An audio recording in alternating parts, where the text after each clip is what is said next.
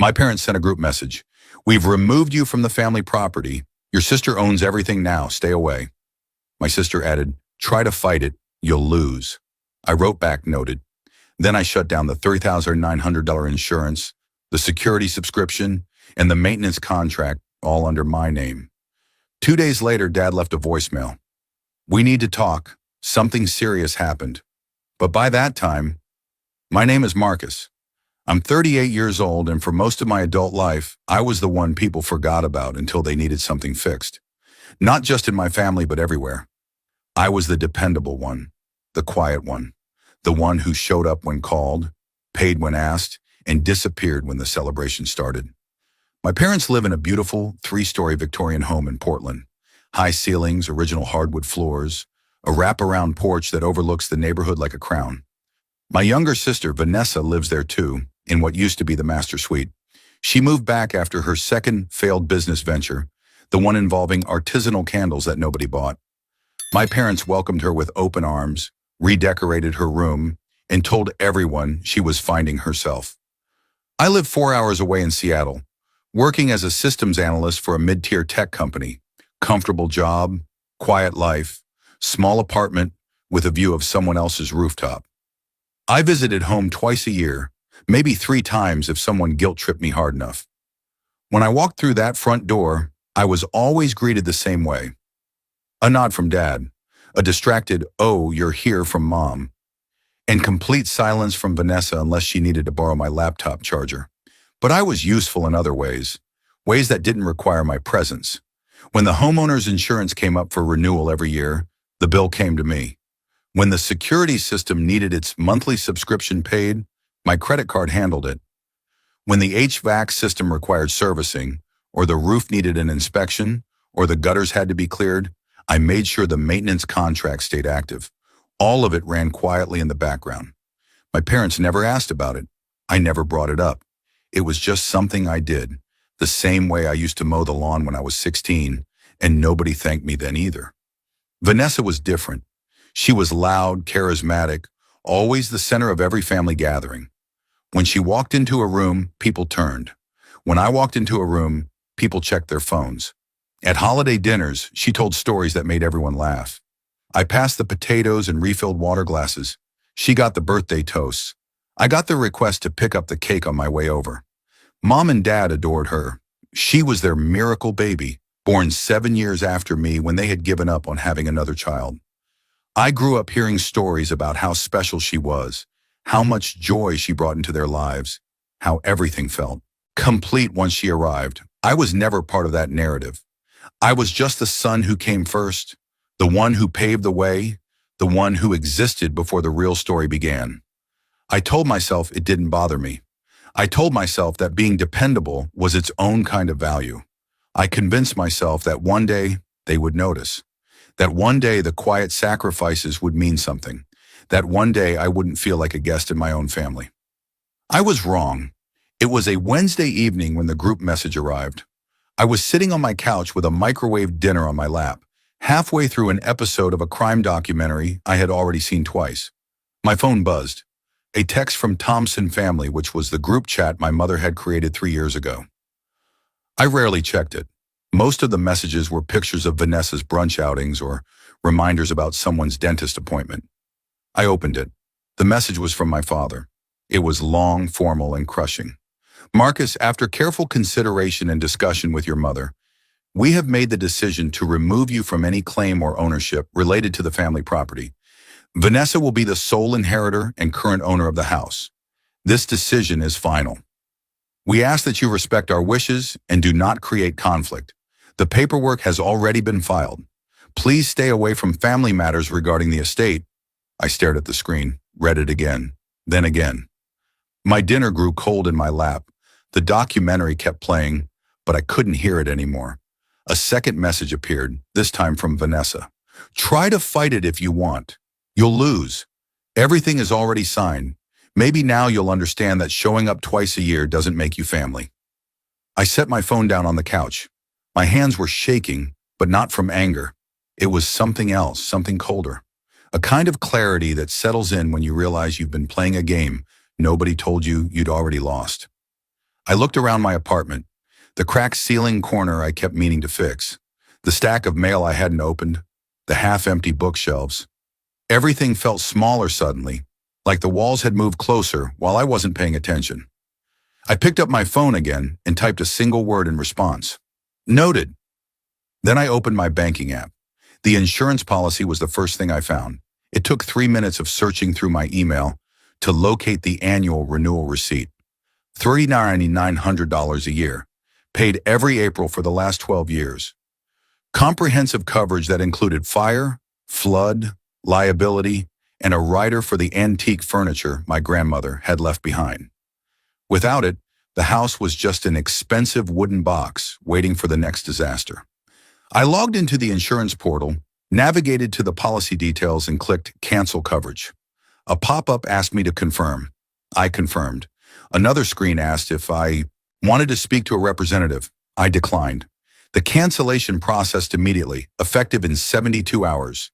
Next was the security system. I had signed up for it 6 years ago after a string of break-ins happened 2 blocks away from my parents' house. The system cost $89 a month and included 24-hour monitoring, mobile alerts, and automatic police dispatch. My parents had never even downloaded the app. I went to the account page and selected End Subscription. The website thanked me for being a valued customer and offered a discount if I reconsidered. I closed the browser tab. The maintenance contract was the biggest one. It covered quarterly HVAC inspections, emergency plumbing, electrical troubleshooting, and an annual roof check. The company sent a technician to the house every 3 months like clockwork. It cost $220 a month, and I had been paying it since I got my first real job at 23.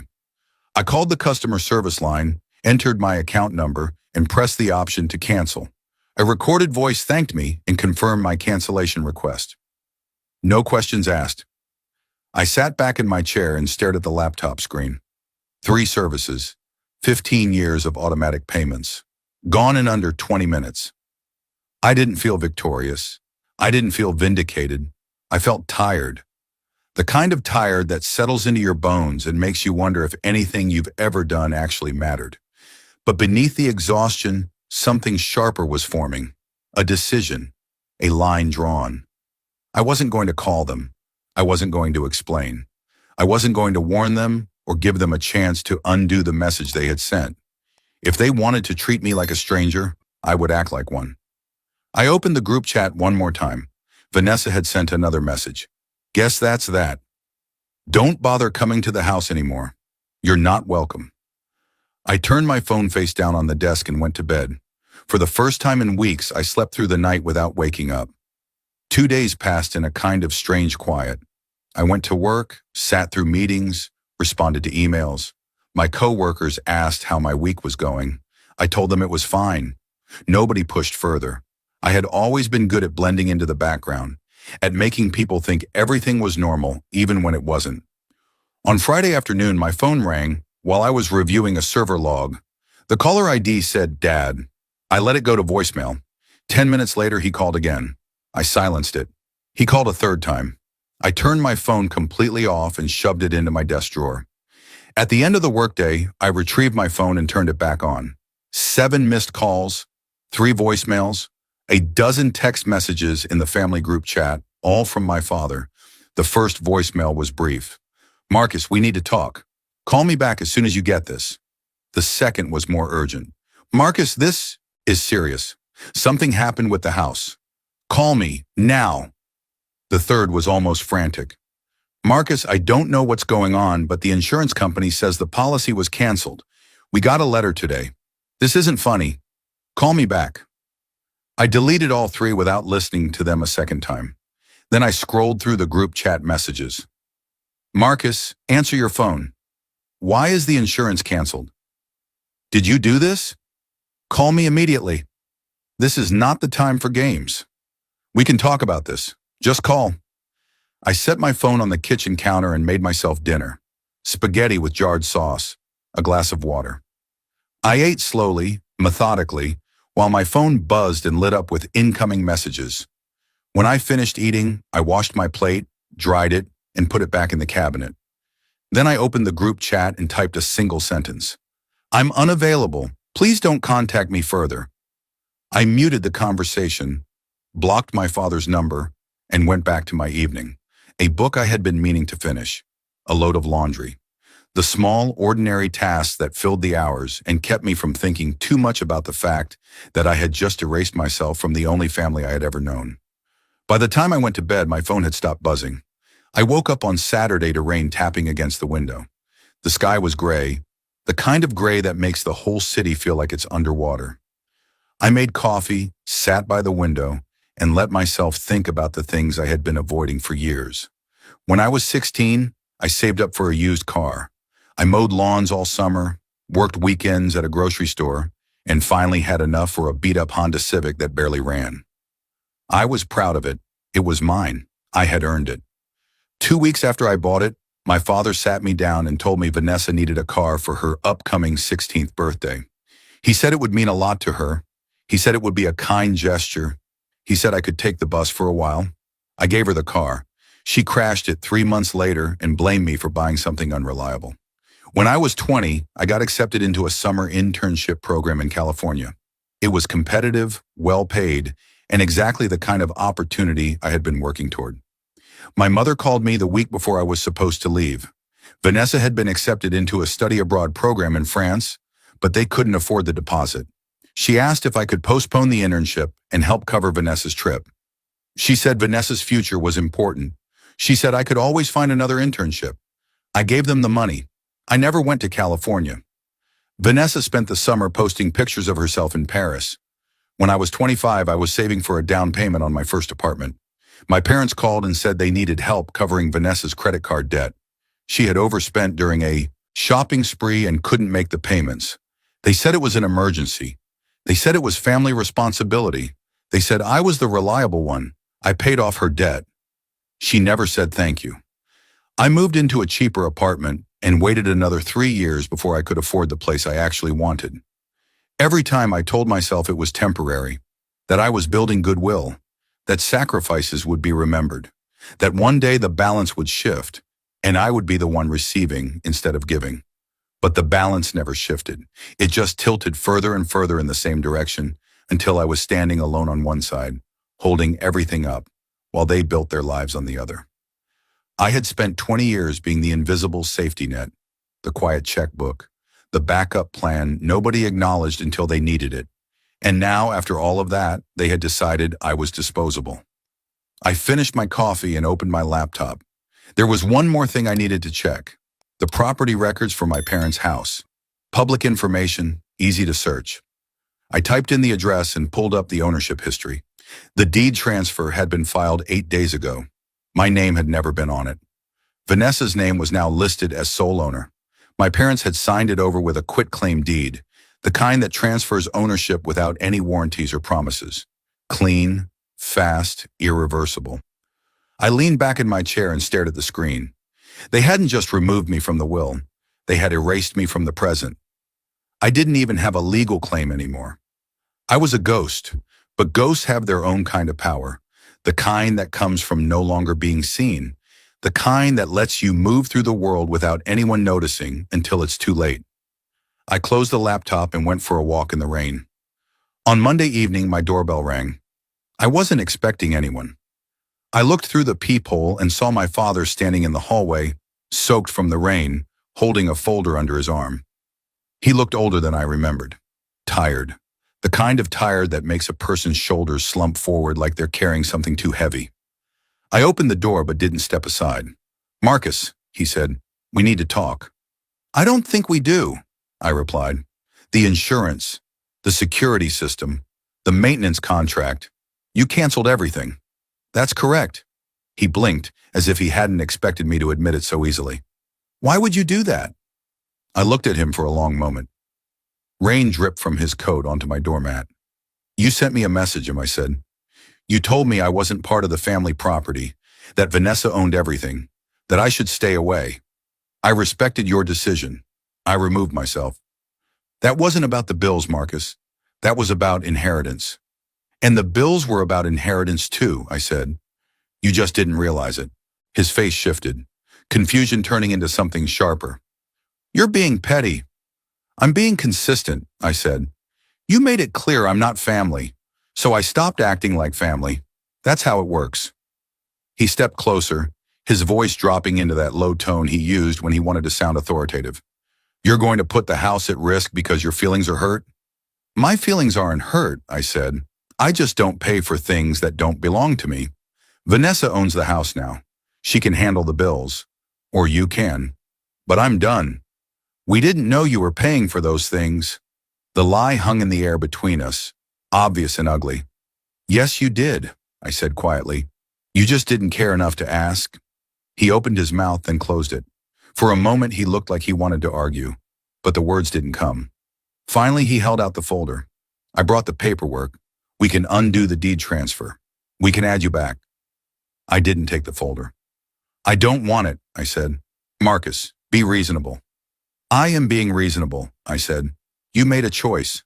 I made a choice. Now we both live with it. I stepped back and closed the door. He stood in the hallway for another minute, knocking twice, saying my name. I didn't answer. Eventually, I heard his footsteps fade down the hall.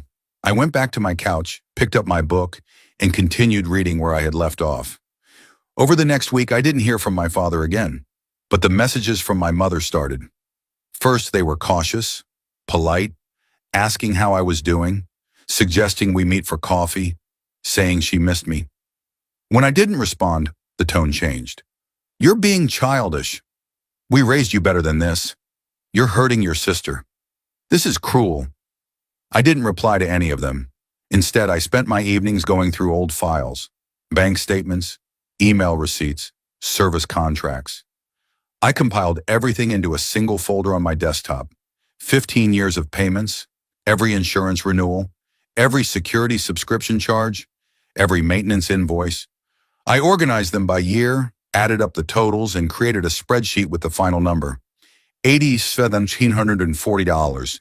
That was how much I had spent keeping their house protected, functional, and insured. $87,000. Money that had left my account quietly, automatically, without fanfare or acknowledgement.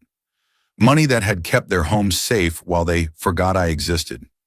I saved the file and backed it up to 3 different locations. I wasn't planning to send it to them.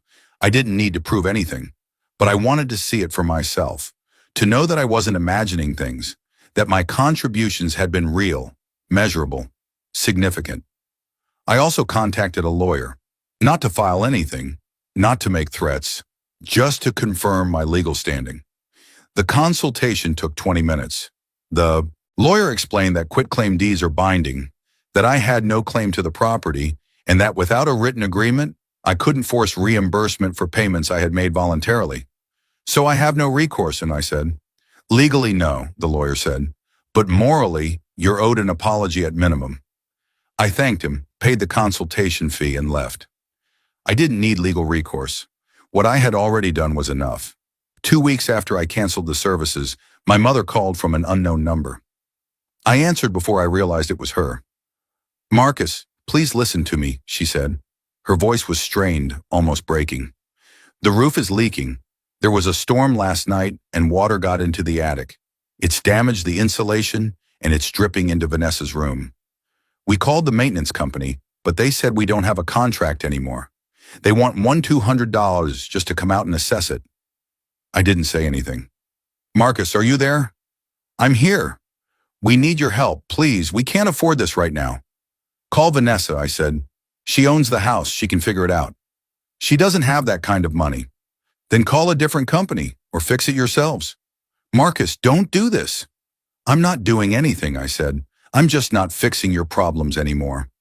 She started crying, soft hiccuping sobs that might have broken me a month ago. Now they just sounded like noise. We made a mistake, she said. We know we hurt you, but you're still our son. Please. Am I asked. Because a few weeks ago, you sent me a message saying I wasn't part of the family property, that I should stay away, that Vanessa owned everything. So which is it? Am I your son or am I a stranger? She didn't answer. You can't have it both ways, I said. You can't erase me when it's convenient and bring me back when you need something. That's not how this works. I hung up. 3 days later, my father left another voicemail. This time his voice was flat, defeated. Marcus, the homeowner's insurance lapsed. We didn't realize until we got a letter from the mortgage company. They're going to force place insurance at triple the cost if we don't get coverage by the end of the month. We're trying to find a new policy, but nobody will insure us without an inspection, and the inspection costs $800. I know you're angry. I know we messed up. But please don't let this destroy us. I saved the voicemail but didn't respond. A week later, Vanessa called. Her voice was different, smaller. None of the smugness from the original group message. Marcus, I'm sorry. I shouldn't have said those things. Mom and Dad are panicking. The house is falling apart. The security system is off and someone tried to break into the garage last night. The police won't respond as fast without monitoring. We can't afford to fix all of this. Please. I'll do whatever you want. I'll apologize. I'll pay you back. Just help us. You said I'd lose if I fought the deed transfer, I said. You were wrong. I didn't fight it. I just stopped paying for it. Marcus, please. Good luck, Vanessa. I hope the house treats you well. I hung up and blocked her number. 6 weeks after I sent that single-word reply, I received a letter in the mail. It was from my mother, handwritten on stationery I recognized from her desk. The envelope was thick, the kind that holds multiple pages. I almost threw it away without opening it, but something stopped me. Curiosity, maybe, or the need for closure. I sat down at my kitchen table and read it. She wrote about regret, about how they had taken me for granted, about how they hadn't realized how much I had been doing behind the scenes. She wrote about the roof damage spreading into the second floor, about the forced place insurance costing them $600 a month, about Vanessa crying in her room because the house felt unsafe without the security system. She wrote about my father losing sleep, about her own guilt, about how they had been blind to my contributions for so long. At the end of the letter she wrote, "We were wrong. We treated you like you were expendable, and you proved to us that you were essential. I don't expect you to forgive us. I don't expect you to come back. But I needed you to know that we see you now. We see what you did. And we're sorry." I folded the letter, put it back in the envelope, and set it on the counter. Then I walked to the window and looked out at the city. The rain had stopped. The sky was clearing. Somewhere out there, people were living their lives, unaware of the small, quiet battles happening in living rooms and over phone lines. I thought about calling her, about offering some kind of olive branch, about being the dependable one again, but I didn't, because I had spent my whole life being dependable and it had cost me everything. Now for the first time I was choosing myself, and that choice felt like freedom. I didn't need their apology. I didn't need them to see me. I needed to see myself, and I did, clearly, for the first time in years. I picked up my phone and opened a text to an old friend I hadn't spoken to in months. "Hey, want to grab dinner this weekend?" The reply came within minutes. "Absolutely, it's been too long." I smiled and set the phone down. Then I walked to my desk, opened my laptop, and deleted the spreadsheet with all the receipts. I didn't need to carry that weight anymore. The house could collapse. The insurance could lapse. The roof could cave in. It wasn't my problem. It never should have been. I was done being invisible, done being the backup plan, done being the son who gave everything and got nothing in return. I was just Marcus now, and that was enough.